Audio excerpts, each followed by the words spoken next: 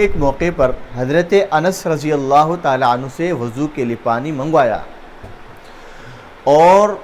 حضرت انس رضی اللہ تعالیٰ عنہ جب پانی لے کر آئے تو آپ علیہ السلام کو وضو کروا رہے تھے۔ وضو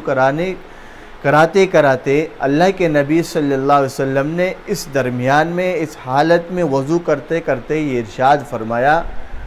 اسبغ الوضوء یزد فی عمرک، کہ اے میرے پیارے انس، محبت بھرے لہجے میں پیارے انداز میں فرمایا، اے میرے پیارے انس،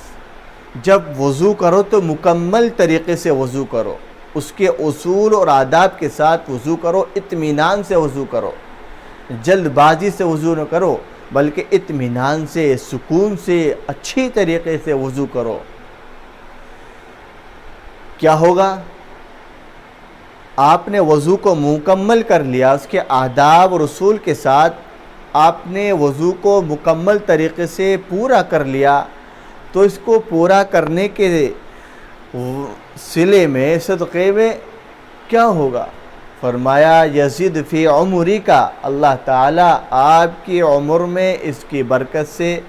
آپ کی عمر کے اندر برکتیں ڈال دے گا، راحتیں ڈال دے گا، خوشحالی ڈال دے گا۔ اس لیے عزیز بزرگوں، دوستو، ہمیں اس پر عمل کرنا ہے، اور اللہ کے نبی صلی اللہ علیہ وسلم کی پاک اس نصیحت کو اپنی زندگی کے اندر داخل کرنا ہے،